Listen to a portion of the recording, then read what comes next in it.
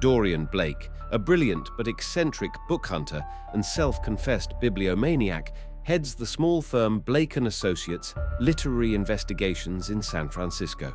From their loft-style office on Clementina Street, Dorian and his teammates track missing manuscripts, authenticate dubious discoveries, and navigate a shadow world of collectors, auction sharks, and occult bibliophiles. Each case is a mystery whose solution hinges on deep book lore, forensic bibliography, and treacherous human motives.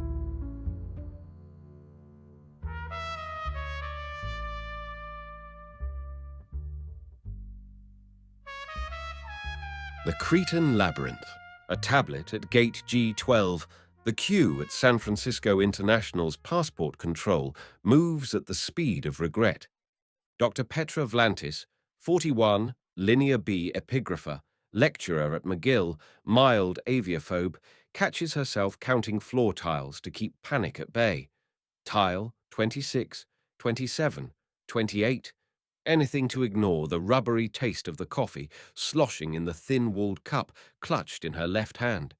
The brew, purchased during her bleary Frankfurt layover, tastes like burnt cumulonimbus. She silently curses the barista, the airline, and her own weakness for caffeine chemistry at 3 a.m. Pacific time.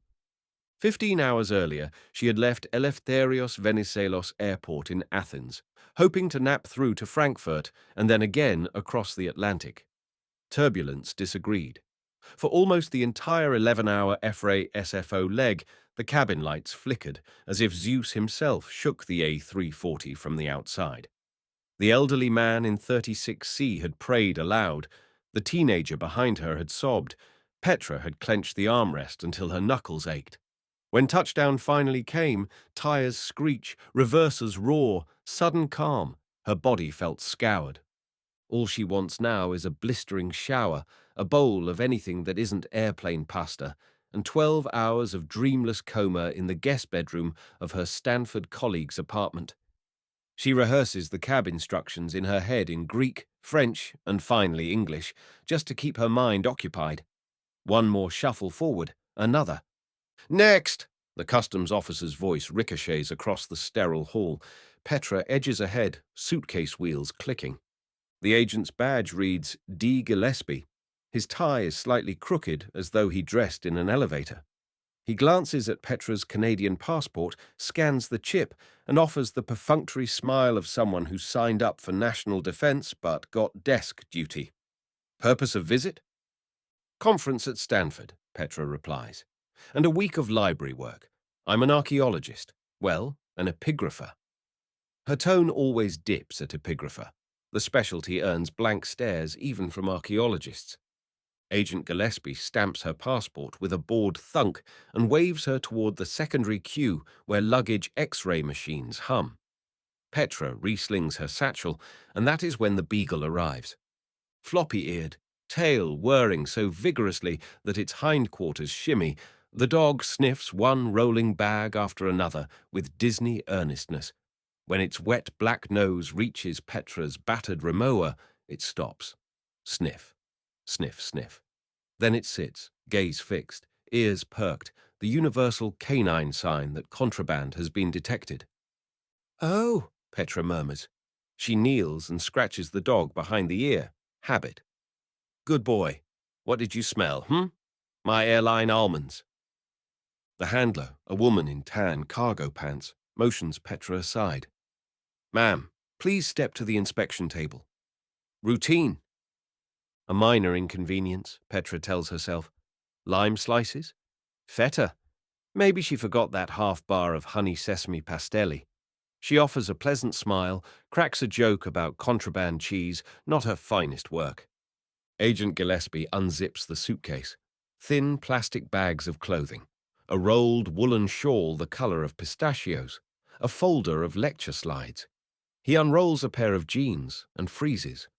Nestled in a cocoon of bubble wrap is a clay tablet the color of dried blood, 1 palm long, 1 centimeter thick, edges slightly chipped. Etched across its surface, neat columns of linear B ideograms and syllabic signs, inventory notations for textiles and grain. Petra's breath clots in her throat. She did not pack any artifacts. She never smuggles artifacts. She writes articles about why other people should not smuggle artifacts.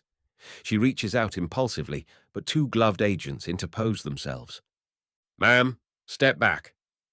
Their voices harden. The handler radios something Petra can't hear over the sudden roar in her ears. She knows exactly what she is looking at. The 42nd Inventory Tablet from the Palace Archive of Knossos, Catalogue Delta P117. It was stolen 3 weeks ago from the Heraclean Archaeological Museum. Its photograph has circulated on every epigraphy listserv since. Petra's soul plummets beneath her sensible loafers. Handcuffs are cold. The coffee cup tips, liquid fanning across the rubber mat. Flashbulbs pop as someone from TSA Public Affairs takes photos. Petra blinks spots from her vision. At 3:14 a.m., the Associated Press push alert pings phones worldwide. Smuggled Cretan tablet intercepted at SFO, Canadian archaeologist detained. 7 miles south, in a brick and glass Soma loft, Monitor Glow paints bookshelves the color of aquarium water. Leo Zhang scrolls the headline, pushes back from his standing desk, and nudges the figure bent over a medieval sea chest. Dorian Blake, wearing nitrile gloves and half-moon reading glasses, looks up from cataloguing a bundle of 17th-century pirate logbooks. His eyebrows arch like quills. Another Linear B theft. But this time insertion into a reputable scholar's luggage. Something labyrinthine has begun. Scene 1. Fog and forgeries. Morning fog drifts through the skylight of Blake and Associates' rare book recovery. Outside, Market Street remains a ghost boulevard. Inside, the smell of lemon oil and parchment competes with burnt espresso. Meera Patel knees the steel counter closed and lugs a portable XRF scanner onto the central table. The pirate logbooks, written on salty rag paper, ink so dark it drinks light, must be tested for iron gall degradation. But her thoughts already pivot to clay chemistry. Clay, she reminds herself, is a time capsule. Its temper and isotope ratio speak louder than any smuggler. From the mezzanine office above, Clara Reyes descends, ponytail swishing, clutching 2 phones. One streams the live CNN feed from SFO, the other runs Interpol Red Notice updates. She offers Meera one of the screens. "That's Dr. Petra Vlantis," Meera says, startled. "She's published 3 articles on Linear B phonotactics this year alone." Clara nods. "And now trending on #artifact trafficking, because social media loves an academic in handcuffs." Dorian strides from the stacks, tie half knotted, reading glasses perched on his tousled blonde hair. "Petra lectured here last fall," he says. "She's no smuggler. Someone planted the tablet." Before anyone can reply, the holoprojector on the wall chirps. Professor Giles Harrow appears, live from his Cambridge study, hair looking as if he slept on a Van de Graaff generator. Dust motes swirl in his camera light like electron clouds. "Dorian, good, you're awake," Harrow says without preamble. DP 117 was insured by Helios Maritime Syndicate. Yes, that Helena Cloth, who is positively apoplectic. Interpol fingers a European black market syndicate styling itself the Daedalus Guild. Their hallmark is what they call labyrinth swaps, planting loot on innocent couriers while the real merchandise travels elsewhere. "Lovely," Dorian mutters. Harrow brings up a schematic. Interpol confiscated 9 fake tablets in the past 18 months, all near-perfect forgeries. Same clay source, same stylus width, but toolmark microstriations uniformly modern. We suspect a single atelier.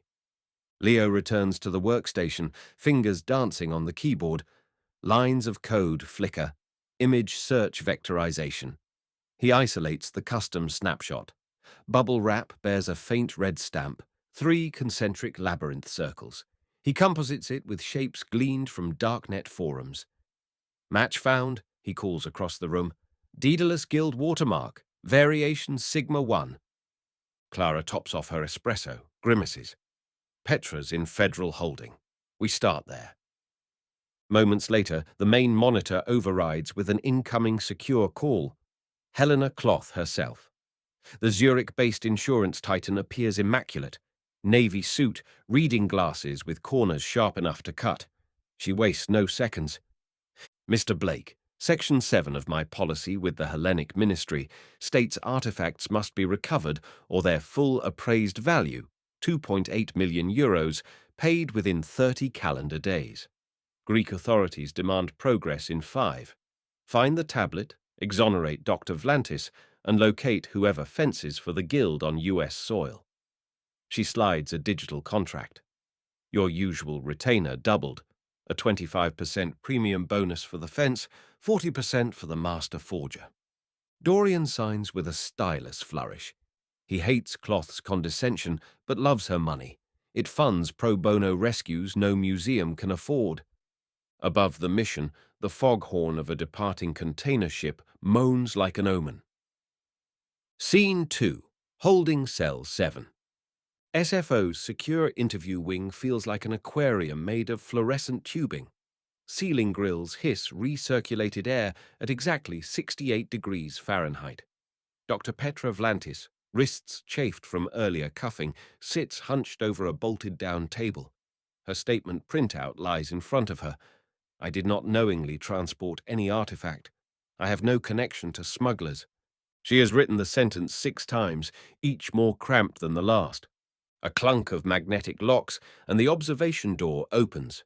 Dorian Blake, flanked by Clara Reyes, enters. Petra's eyes widen in cautious hope. She recognizes him from the symposium, the charismatic book hunter with the Julius Caesar cowlick. Dr. Vlantis, Dorian says gently, seating himself. Homeland Security granted us 30 minutes.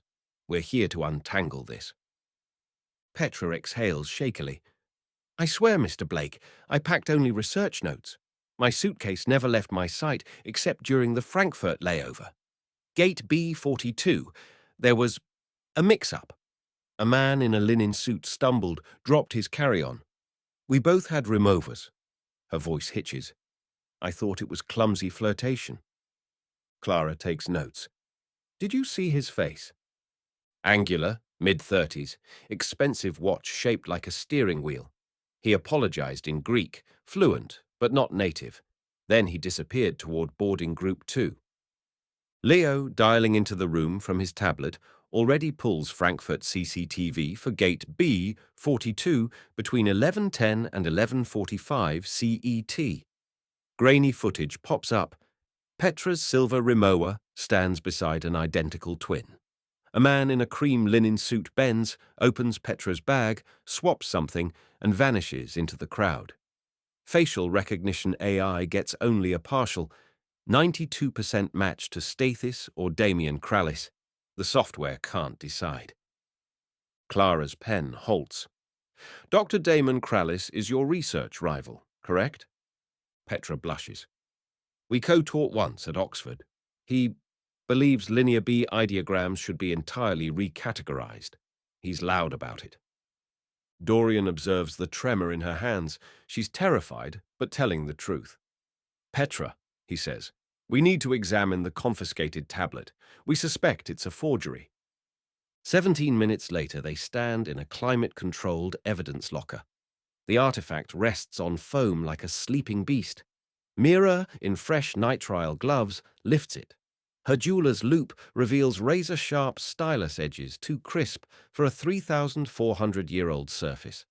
The clay granules lack typical leaching. XRF baseline, traces of titanium dioxide, absent in Bronze Age Crete, ubiquitous in modern stabilizers. It's counterfeit, she concludes. A brilliant one, but new. Look here, micro-engraved serial DG Sigma 01 inside the border. Signature of the Daedalus Guild. The good news, the genuine Delta P117 is still out there, unsmashed. The bad news, someone orchestrated an international scandal to distract the world while the real tablet moves deeper underground. Interpol has already paraded Petra as prime suspect. Headlines rarely retract with equal fervor. Homeland Security reluctantly releases Petra into Dorian's recognizance, ankle monitor attached. If Blake's team exonerates her, charges will evaporate. If not, she faces U.S. customs violation, Greek antiquities theft, and a lifetime of academic pariahdom. As they exit the detention wing, Petra's step falters. Why me? Dorian offers a sympathetic shrug. Because planting contraband on the innocent is the Guild's opening gambit. They thrive on misdirection, which means he taps the Rimowa handle. We follow the misdirection back to its source. Scene 3. Breadcrumbs in Burbank. Within 18 hours, Interpol intercepts a darknet communique on a Tor onion board Gamma Glux, the owl favored by artifact traffickers. Timestamp 441 UTC. An anonymous user, Daedalus True posts, Maze piece available, West Continent, east of Hollywood. Viewing Midnight Local. RSVP with Minos algorithm handshake. BYO crypto. Interpol decrypts a single GPS pair buried in the handshake. 34.202 degrees north, 118.3480 degrees west, the coordinates of a decommissioned airship hangar in Burbank, California. Dorian, Clara, and Leo board a 4 p.m. Southwest flight out of SFO, fake conference lanyards in pocket. Mira remains behind to cross-reference chemical signatures of the forgery with Greek clay pits. Petra, ankle-monitored, sets up temporary workspace in the Soma loft, translating any fragment Dorian emails. Hangar 17 sits at the edge of a disused runway, its corrugated roof rust-striped like tiger skin. A canted sign still reads, McDonnell Aerospace. Midnight breeze rattles sheet metal. Leo picks the side door lock in 18 seconds. His best time is 15. Inside, cavernous darkness. Clara's flashlight halo catches broken propeller blades stacked like sleeping pterosaurs. At the center of the open floor, a single plinth bathed in cold white spotlight. The tableau feels theatrical, too theatrical. They approach. Clear plexiglass box. Empty. Only a parchment rectangle, vellum, lies inside. Linear B glyphs inked in crimson. Under portable blacklight, the glyphs fluoresce as if luminescent. Leo films. Petra, via earbud, dictates Omega Q EANOS. Okeanos, the sea. Below, coordinates 37 degrees, 48 minutes, 6 seconds north, 122 degrees, 24 minutes, 32 seconds west. Dorian's mental map clicks. Angel Island, middle of San Francisco Bay. Burbank was theater. A laugh, soft and lilting, echoes through the hangar rafters. The trio wheel around. High on a maintenance gantry stands a silhouette. Lean frame, razor bob haircut, long coat swirling. She claps slowly. Well done, Mr. Blake. But labyrinth rules apply. One wrong turn, the walls shift. She fires a magnesium flare that blossoms into whiteout. Clara curses, gun drawn, useless in glare. By the time the night vision recovers, the catwalk is empty, the silhouette gone. Back on Market Street at 4 a.m., Leo's program triangulates outgoing flights within 90 minutes of Burbank. Too many. Whoever she is, she writes scripts several moves ahead. Scene 4. The Nemesis, Ariadne Gray. Coffee number 5 steams beside Leo's keyboard as dawn leaks pale over Soma rooftops. Facial recognition cross-reference finally narrows the silhouette to Lydia Gray, British antiquarian, passport flagged in 15 countries. 2 years ago, she legally changed her forename to Ariadne. Interpol notes, fluent Greek, Latin, Braille, and ASL. Graduate of the Royal Academy of Dramatic Art before disappearing into the antiquities grey market. Recent alias, Ariadne Gray. She leads field operations for the Daedalus Guild. Professor Harrow's email arrives. Subject, beware your thread. Ariadne designs puzzles like palimpsests, he warns. Every visible layer hides another. The oceanic coordinates etched on the vellum point to Angel Island, once a Civil War garrison, later an immigration station, now state park dotted with abandoned Cool coastal bunkers. Tourists hike the perimeter during daylight. At dusk, the ferries stop and silence reigns. Leo contracts a private zodiac under the guise of aquatic drone testing. At 1900, fog clings to the water like wet wool. Dorian, Clara, Leo, and Petra monitor temporarily disabled under DHS escort, disembark near a rocky inlet, and follow mossy steps to Battery Ledyard. Inside, the tunnels spiral downward, warped concrete walls sweating brine. Red arrows painted recently, too recently, beckon deeper. Each bend smells of salt, rust, and old gun oil. The labyrinth theme is literal now. At the Nexus chamber, a single rusted searchlight still hangs from cracked ceiling beams. Beneath it, on a brass tripod, rests the genuine tablet, Delta P117, candle glow, courtesy of tiny battery lanterns, no guards, no lasers. Dorian's pulse spikes. Trap. Yet to leave it is unthinkable. Mira, remote via headset, guides them through tests. Ion sniffer, no nitrates. IR scan, no beam tripwires. Stereotypical booby traps absent. Clara circles, firearm low, scanning vents. She stoops to lift the tablet. Click. Underneath, a pressure plate. An LED timer flares red. 3 a.m. Move! Clara barks. Walls shudder. Steel gates begin to slide from recessed grooves, sealing exits one by one like irises closing. Leo's flashlight beams catch glyphs carved hastily into corridor walls. Grain, man, horse, wine, cloth. Icons Petra identified during her Knossos fieldwork as representing ration sequence. This must be a map. Mira calculates aloud.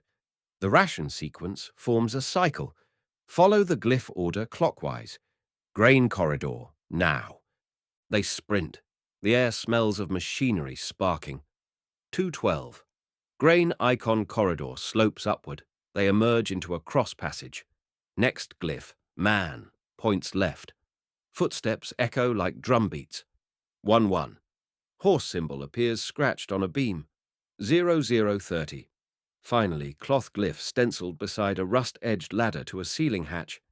Clara hauls the hatch. Sea wind slaps their faces. They clamber to moonlit battery parapet just as steel gate below slams shut and a dull whoomp reverberates. Seawater pumps flood the tunnel. They hear the surge. Had they hesitated, the chamber would be a sarcophagus. They ferry tablet to the Zodiac, adrenaline and sea spray mingling. On deck, under headlamp, Petra confirms authenticity. Clay microphone reveals same isotopic ratio as her Knossos samples. Incised strokes match museum macros exactly. Relief floods her features, mingled with fury. Ariadne staged all of that to toy with us. Dorian cups the tablet gently, as if it were a newborn. And now the real chess game starts. Scene 5. Forensic Revelations. Back at the loft, the forensic party begins. Mira operates the micro-CT scanner, while Clara upgrades window sensors to military grade. Leo configures EM spectrum analyzers. If Ariadne bugged the tablet with transmitters, they will sing. The CT slices render on the wall. The tablet is not a solid brick. Within, near the lower corner, a cavity. Inside the cavity, a wafer of beeswax barely 0.5 millimeter thick. Embedded in the wax, a microsheet of hammered gold, perhaps originally foil from a pharaonic amulet, now etched with 7 linear B signs unknown to Corpus. Petra's gasp is audible above cooling fan hum. She traces the vector outlines. That's a logogram preceding cloth, but altered. Could denote a special textile category, ceremonial labyrinth pattern. This could rewrite our understanding of Minoan votive offerings. Leo wipes palms on jeans. So Ariadne's blackmail angle isn't just artifact resale. It's controlling access to unpublished knowledge, intellectual ransom. They cross-reference the microsheet gold's trace elements. AuAgCu, ratios typical of Mycenaean shafts, but with 0.3 parts per million osmium contamination, suggesting melting and reuse centuries later. Whoever embedded it inside Delta P117 did so recently, carving out a recess, sliding the foil in, sealing with reconstructive clay invisible to the naked eye. Hephaestian craftsmanship, Dorian murmurs, worth more than Helios Syndicate's payout. Petra sways, equal parts exhilaration and exhaustion. But it proves the tablet was excavated intact. The museum should have CT'd it decades ago. Dorian answers a secure call from Helena Cloth, who nearly combusts with glee. The genuine tablet is recovered and reveals a hidden ideogram. Publicity will spike museum attendance. Investors will toast her foresight in insuring. Yet Petra remains under suspicion in American court. They must show chain of custody that the forger's tablet with signature DG-S-01 replaced hers mid-journey. Only the Guild, or their US fence, possesses that forgery. Clara suggests a sting. We leak that Blake and Associates will hand-deliver the recovered tablet at a diplomatic gala aboard the Liberty ship SS Fortitude, Pier 35, 3 nights hence. Word will reach Ariadne. She must steal it back before we reveal the microfoil to the world. Mira grins. We'll give her something to steal. Scene 6. Gala gone west. Friday evening. Fog braids around Bay Bridge, cables like grey silk. The Fortitude, a World War II Liberty ship museum, is all brass fittings and patriotic bunting for the Hellenic cultural fundraiser. Uniformed docents in vintage navy whites greet donors. A jazz quartet plays Autumn in New York, ironically. Dorian wears a charcoal tuxedo, more Daniel Craig than James Bond. On his wrist, a chunky dive watch hiding an EMP pulsar. Beside him, Petra, in midnight blue gown, drapes an embroidered shawl showing repeating labyrinths, her small defiance. Clara dresses as event security, earpiece and shoulder radio. Leo lurks topside disguised as union electrician, drone console hidden in a toolbox. At 21:30, after speeches about cross-cultural stewardship, Dorian ascends the stage. He clicks open a sleek pelican case. Inside, cushioned in grey foam, lies an oblong object swathed in mylar. Donors crane necks. Photographers snap. Unknown to them, it is a lead brick painted terracotta. Dorian's speech extols international cooperation. Applause swells. A violin begins the Greek folk classic Misalou. Dorian steps off stage, hands the pelican case to a designated guard, Clara's cousin Matteo, and joins Petra at the bow for staged photo ops. Everything according to plan. 21:47, all deck lights die. Simultaneously, Pier 35 streetlights wink out as if a god flicked the grid. A collective gasp. Emergency floods snap on but point out to sea, blinding everyone on deck. Shouts. Someone knocks over a champagne tower. Dorian's watch fires its preset EMP. He wants no electronic detonators in the dark. But as lights stutter back, Matteo staggers forward empty-handed, face bleeding from a scalp cut. The pelican case is gone. CCTV revealed later shows catering staff in generic polos leaning a silver tray on Matteo's shoulder. Under its cover, chloroethyl cloth. Minutes earlier, Clara had waved them through. Freeze-frame zoom, catering-led, is Ariadne in a blonde wig, cheekbones unmistakable. She lifts the case, slinks down an aft stair, and leaps over the rail into a black Zodiac idling below. Leo's drones rise from the foredeck like silent moths, but Ariadne's boat knifes into coves of Treasure Island, disappearing among freight container stacks before radar reacquires. Yet Blake anticipated this. He embedded RFID dust, microscopic resonant tags, in the pelican case grip. Leo's triangulation pinpoints a warehouse complex on the island's northeast corner, formerly Fantasia Film Studios. A storm front sweeps over the bay as they gear up. The hunt enters final act. Scene 7. Minotaur's stage. Warehouse 12 towers, 4 stories. Facade painted with faded mural of a trident-wielding Poseidon from some ill-fated epic. The steel roll-up door gapes just wide enough for them to slip inside. Interior. a maze constructed from movie-set flats painted with labyrinth corridors, frescoes of bulls, and Greek key patterns. Strobes pulse. Speaker system plays distant goatskin drums. Ariadne loves her themes. At intersection 3, the voice of Ariadne pours from hidden tweeters, smooth as pomegranate molasses.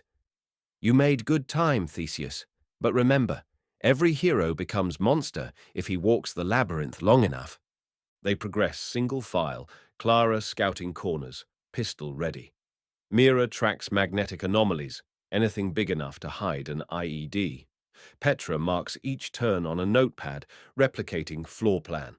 Dorian notes no exit sign codes, meaning film set pieces not subject to usual fire regulations. They round a bend and meet the Minotaur, an enormous man in bronze bull mask, horns sweeping, muscles like coiled anchor chain. Ex-MMA fighter, Intel later says. Serbian national. He charges Clara with startling speed. She sidesteps, delivering elbow to mask. He slams her against plywood wall. Panels tremble, lights flicker red. Dorian moves to intervene, but Minotaur hoists Clara by vest. In fluid motion, she pistons knees to his kidneys, twists, cracks his elbow joint. He roars, mask askew, and swings. Clara ducks and tases him with contact prongs, disguised in her flashlight. The voltage pops. Minotaur convulses, drops. She cuffs his ankles with zip ties, breathing hard. Labyrinth tip, Clara snarls. Never fight the daughter of a lucha libre champion. They press on. Sensors guide them towards central soundstage. Ceiling rigging supports catwalk 30 feet up. At dead center, on a lit dais shaped like a spiral, stands Ariadne in sleek graphite jumpsuit. Blonde wig gone, natural black hair frames sharp features. In her left hand, a remote detonator. In her right, the recovered tablet, real this time. Clara, Leo, Mira, Petra, and of course Dorian Blake, names worthy of a chorus. Her accent tilts London with Cretan vowels. Do you know why Daedalus built his maze? Not to imprison the beast, but to teach geometry. I simply follow the master. She lifts the detonator. This artifact contains microlayers of PETN in the fissures. Attempt a grab and I send the ideogram's atoms across 4 postcodes. Petra's knees go weak. Dorian steps forward, hands raised. Ariadne, you're a pioneer in your own right. Publish this ideogram with us. Peer-reviewed glory beats prison, or an explosion. A scoff. Academia rejected me the moment I questioned their dogma. The Guild funds discovery without the tedium of committees. From shadow stage right, a new figure, thin, bespectacled, emerges, Glock 19 leveled. Jonas Kern, disgraced Bavarian museum director, face pale as vellum. Enough theatrics, he rasps. I hired you to erase that tablet, not ransom it. My tenure died the day those inventories exposed discrepancies in my dig accounts. If the ideogram goes public, I'm finished. Ariadne smiles pityingly. Jonas, sweet Minos, you still misunderstand. Destruction is vandalism. Control is empire. 3-way Mexican standoff. Mira inches along backdrop flats, improvising with a stage weight rigged as pendulum. Leo, from catwalk opposite, jams RF frequencies. His handheld reads that Ariadne's detonator uses 433 MHz channel. Jammer effective radius 20 meters. Dorian speaks. Listen to me. Destroying the tablet forfeits its value and eliminates your leverage. Collaborate, and you claim authorship. Otherwise, you lose artifact, freedom, and legacy. Jonas's gun hand trembles. Ariadne's finger taps detonator. Clara, perched above, flicks the release. 20-pound sandbag swings in high arc, slams Jonas's wrist. The Glock discharges into the rafters, sparks shower. The shot nails Ariadne's detonator box, shattering casing. But no explosion. Leo's jammer suffocates the signal. Ariadne wheels, attempts escape down lighting ladder. Mira intercepts, injecting a phenolphthalein-based sedative in her thigh, courtesy of a modified EpiPen. Ariadne's eyes widen at the irony, an archaeochemistry trick before knees buckle. Jonas, cradling sprained wrist, collapses, sobbing, "Meine Karriere." Sirens approach. Dorian called SFPD 2 minutes earlier via silent beacon. Interpol liaison waits outside with jurisdiction paperwork. Clara picks up the tablet carefully. Let's get this labyrinth chapter closed. Scene 8, Labyrinth Unraveled. Interpol transports Ariadne Gray to Athens, pending trial under Greek cultural heritage law. She remains enigmatic, offering only archaic riddles to interrogators. Jonas Kern signs a full confession in exchange for reduced sentence. Homeland Security drops charges against Petra. The Department of Justice issues formal apology, rare as snow in Heracleon. News networks, fickle, run the exoneration below the fold. Knossos tablet. Delta P-117, microfoil removed, is installed in a tamper-proof carbon fiber crate bound for the Heracleon Archaeological Museum. Before shipping, the team hosts a closed symposium in Stanford's Lane History Library. Professor Harrow joins by Hollow. Petra presents a paper titled Toward a Revised Lexicon, the Labyrinth Cloth Ideogram and Minoan Votive Economy. The auditorium thrums with academic electricity. When question time ends, applause lingers. Petra spots Dorian at the back, hands in pockets, smile faint. For the first time since the Frankfurt layover, she feels her ribcage expand fully. Helena Cloth wires bonuses, standard fee, plus 25% for fence, Jonas, plus 40% for forger, Ariadne, though the atelier remains unknown. Dorian diverts a quarter of his share to fund Petra's open-access database of Linear B tablets. Security firms in Hamburg and Dubai invite Blake and Associates to design new artifact tracking algorithms. They call it the Ariadne Protocol. Yet in a maximum security cell at Korydallos prison, Athens, Ariadne receives a folded note slipped through food slot. Paper is coarse, watermark 3 concentric labyrinths.